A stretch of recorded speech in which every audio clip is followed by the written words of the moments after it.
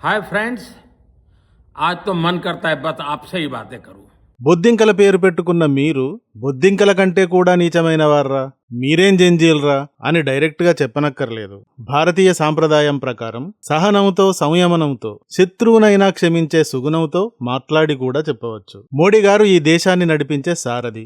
దేశ సారథి అంటే దేశంలోని బొద్దింకలకు కూడా ఆయనే సారథి. అందుకే ఆయన వారి మేలుని గురించి కూడా ఎలాంటి భేదాభిప్రాయం లేకుండా నిన్న మాట్లాడారు. నిన్న ఇన్స్టాగ్రామ్ లో మోడీ గారు మళ్ళీ ఒక పోస్టును పెట్టారు. ఆ పోస్టు బొద్దింకలకు, పెద్ద బొద్దింకలకు అభిజిత్ దీప్కే, సౌరవ్ దాస్ లాంటి వారిని బొందలగడ్డకు తీసుకువెళ్లే పోస్టు. పురుగులకు పురుషోత్తములకు మధ్య ఉండే తేడా ఏమిటో మోడీ గారు తన నిజమైన భావ వ్యక్తీకరణతో, మాటలతో నిరంతరం తెలియజేస్తూనే ఉంటారు. బొద్దింకలు, పెద్ద బొద్దింకలు ఆయన ముందు సాష్టాంగ ప్రణామాలు చేసినా, పొర్లు దండాలు పెట్టినా తక్కువే. ఎందుకు ఇంతగా చెప్పాల్సి వస్తుంది అంటే, ఢిల్లీలో జంతర్ మంతర్ వద్ద జరిగిన ప్రొటెస్టు తర్వాత ట్రెండ్ అవుతున్న విషయాలు మీకు తెలియనివి కాదు. సోషల్ మీడియా మార్మోగిపోతోంది ఈ విషయాలతో.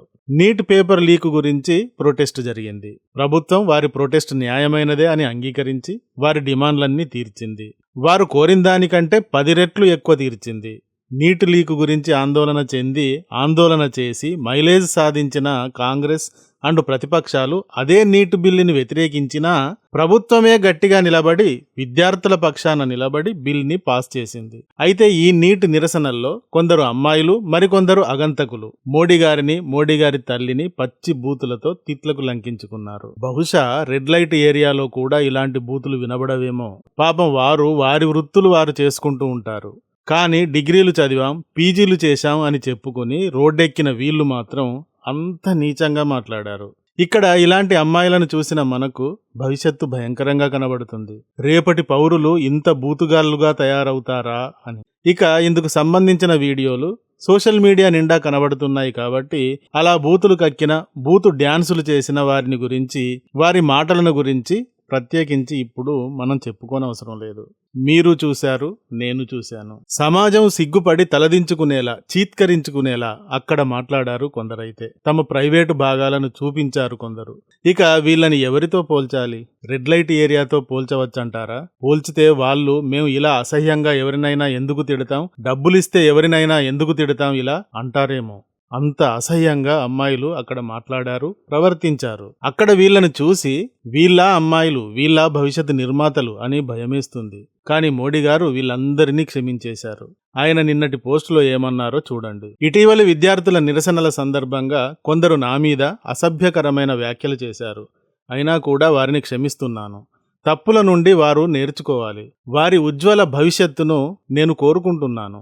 వారు నా మీదే కాక నా స్వర్గస్థురాలైన నా తల్లి మీద కూడా బూతులు మాట్లాడారు. అయితే చిన్నతనంలో తప్పులు జరుగుతూ ఉంటాయి. తప్పుల నుండి నేర్చుకోవాల్సిన అవసరం ఉంటుంది.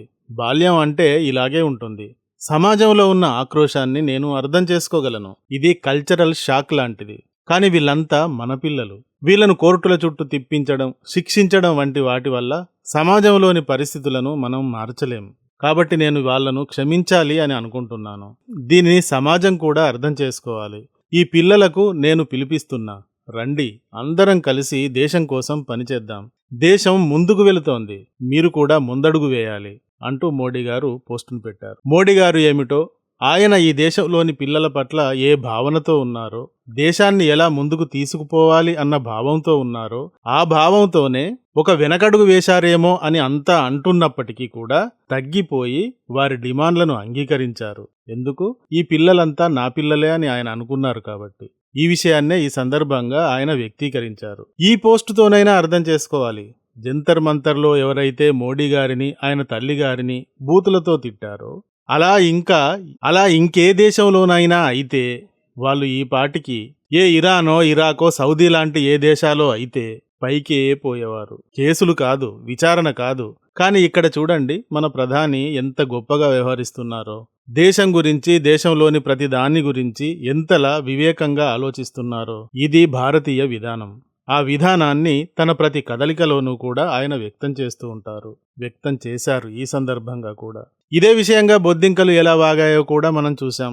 వాడు అభిజిత్ మోడీ గారిని, మోడీ గారి తల్లిని పచ్చి బూతులతో తిట్లకు లంకించుకున్నారు. బహుశా రెడ్ లైట్ ఏరియాలో కూడా ఇలాంటి బూతులు వినబడవేమో. పాపం వారి వృత్తులు వారు చేసుకుంటూ ఉంటారు. కానీ డిగ్రీలు చదివాం, పీజీలు చేశాం అని చెప్పుకొని రోడ్డెక్కిన వీళ్ళు మాత్రం అంత నీచంగా మాట్లాడారు. ఇక్కడ ఇలాంటి అమ్మాయిలను చూసిన మనకు భవిష్యత్తు భయంకరంగా కనబడుతుంది. రేపటి పౌరులు ఇంత బూతుగాళ్లుగా తయారవుతారా అని. ఇక ఇందుకు సంబంధించిన వీడియోలు సోషల్ మీడియా నిండా కనబడుతున్నాయి కాబట్టి అంగీకరించారు. నీటిలో జరిగిన అవకతవకలు, అవినీతి తీవ్రమైన నేరాలుగా అంగీకరించారు. బహిరంగంగానే అంగీకరించారు. బాధ్యులను తొలగించారు. మంత్రి చేత రిజైన్ చేయించారు. కఠినమైన నిబంధనలతో ప్రతిపక్షాలు వ్యతిరేకించిన బిల్లుని తెచ్చారు. నా దేశం, నా దేశంలోని పిల్లలు అనే భావనతో ఆయన ఇవన్నీ చేశారు. ఈ విషయాలను గురించి ఇన్స్టాలో షేర్ చేస్తే వీడు వెకిలిగా మోడీ ప్రధాని పదవిని వదిలేసి ఇన్స్టాలో ఇన్ఫ్లుయెన్సర్గా చేసుకోవచ్చు అన్నాడు. ఇక వీడికి మోడీ గారికి పోలిక ఏమైనా ఉందంటారా? వీడు ఎన్ని జన్మలు ఎత్తినా మోడీ గారి కాలి గోటికి సమానం అవుతాడంటారా? జంతర్ మంతర్లో నెల రోజులు ప్రొటెస్టులు జరిగాయి. కానీ ప్రొటెస్టులకు చివరి రోజు దాకా జనమే రాలేదు. వీడి బ్యాచ్ అక్కడ ఎంత గింజుకు చచ్చినా రాలేదు. దీంతో సోనం వాంగ్చుక్కి కాస్త పేరుందని అతడిని దించారు. అయినా రాలేదు. అతను 21 రోజులు దీక్ష చేసినా రాలేదు. ఇలా కాదు అని డబ్బులిచ్చి ఇన్స్టాల్లో రీల్ చేసుకునే వారిని వెళ్లి తెచ్చుకున్నారు. మీకు తెలుసో లేదో, ఇన్స్టాగ్రామ్ అంటే కేవలం మనం రీల్స్ చేసి పోస్ట్ చేసుకునే యాప్ మాత్రమే కాదు. అది యాడ్స్ను ప్రమోట్ చేసే అతిపెద్ద సంస్థ. అందులో వేల కోట్ల బిజినెస్ జరుగుతూ ఉంటుంది. లక్షల కోట్ల బిజినెస్ జరుగుతూ ఉంటుంది. ఏ వస్తువును ఎవరు అమ్మాలి అనుకున్నా ఇన్స్టాలో యాడ్ పెట్టి మెటాకు డబ్బులు ఇచ్చి ప్రమోట్ చేసుకుంటారు. మీరుండేది హైదరాబాద్ అయితే యాడ్స్ హైదరాబాద్లో విస్తృతంగా ప్లే అయ్యేటట్టు, వైజాగ్లో ఉంటే వైజాగ్లో ప్లే అయ్యేటట్టు ఇన్స్టా చూపిస్తుంది. ఇలా ఇందులో చాలా బిజినెస్ జరుగుతూ ఉంటుంది. అందుకని ఈ ఇన్ఫ్లుయెన్సర్స్కి ఇందులో బాగా గిరాకీ ఉంటుంది. ఏ సంస్థ అయినా, ఏ దుకాణం అయినా తమ ఉత్పత్తులను ప్రమోట్ చేసుకోవాలి అనుకుంటే వీరి చేత రీల్స్ చేయించి వారి ఛానల్స్లో వారి ఫాలోవర్స్కి చూపిస్తారు. ఇలా వ్యాపారాలు నడుస్తున్నాయి. ఆన్లైన్ వ్యాపారాలైతే భారీగా నడుస్తున్నాయి. ఈ బొద్దింకగాళ్ళు జనాలు ఎంత చేసినా రావట్లేదు, సిగ్గుపోతోంది ఉద్యమానిది అని వీళ్లకు డబ్బులిచ్చి, ఈ ఇన్ఫ్లుయెన్సర్స్కి డబ్బులు ఇచ్చి పట్టుకువచ్చారు. వారికేం తెలుసు ఉద్యమం గురించి? నీటి గురించి తెలియదు, నీళ్ల గురించి తెలియదు. వారు పైసలు ఇస్తే ఏమైనా చెప్తారు. అలా ఇక్కడ మొత్తం బూతు పంట పండించారు. మరి మోడీ గారిని ఎందుకు టార్గెట్ చేశారు ఈ విధంగా బూతులతో అంటే, మోడీ గారి ఇమేజ్ సూర్యునిలా ప్రకాశవంతంగా భారత్లో వెలుగుతూ ఉంది. ఎంత ప్రకాశవంతంగా లేకపోతే 24 గంటల్లో 34 కోట్ల వ్యూస్ వస్తాయి చెప్పండి. అందుకే ఆయనను డ్యామేజ్ చేయాలి అనుకున్నారు. బూతులతో డ్యామేజ్ చేయాలి అనుకున్నారు. ఆ పద్ధతిని ఎంచుకున్నారు. బూతుగాళ్లకు బూతు ఐడియాలు వస్తాయి. మరి ఇలాంటి బూతుగాళ్లనా మనం భవిష్యత్తు వారధులుగా, సారథులుగా భావిస్తున్నది, వాళ్ళకి సపోర్ట్ ఇస్తున్నది. కానీ మోడీ గారు స్వచ్ఛమైన హిందూవాది. ఆయన తన సాంప్రదాయిక పద్ధతిలోనే వీరందరినీ క్షమించేశారు. మరి వచ్చి బొద్దింకలన్నీ ఆయనకు పాదాభివందనాలు చేసి పొర్లు దండాలు పెట్టి వెళ్ళిపోండి. అలా చేసినా మీరు బొద్దింకల కన్నా గొప్పవారైతే కారు. ఎవరు దేశం కోసం పనిచేస్తున్నారు, ఎవరు దేశాన్ని విచ్ఛిన్నం చేయడానికి పనిచేస్తున్నారో ఈ విషయాలన్నింటినీ జాగ్రత్తగా అవలోకనం చేసుకుని మనం కూడా ప్రవర్తించాల్సి ఉంటుంది, నిర్ణయాలు తీసుకోవాల్సి ఉంటుంది. దేశం విచ్ఛిన్నం కాకుండా ఇలాంటి శక్తుల నుండి కాపాడుకోవాల్సి కూడా ఉంటుంది. ఈ వీడియో కానీ నచ్చితే ఒక లైక్ ఇవ్వండి. అలాగే ఇంతవరకు మా ఛానల్కి సబ్స్క్రైబ్ చేసుకున్నట్టయితే వెంటనే సబ్స్క్రైబ్ చేసుకోండి. ఇలాంటి వీడియోల నోటిఫికేషన్స్ కొరకు బెల్ ఐకాన్ని కూడా క్లిక్ చేయండి. Thank you for watching. జై హింద్, జై భారత్. हाय फ्रेंड्स, आज तो मन करता है बस आपसे ही बातें करूं।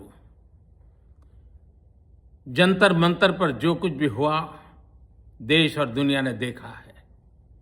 कुछ शरारती बच्चों ने भद्दी भद्दी गालियां बोली।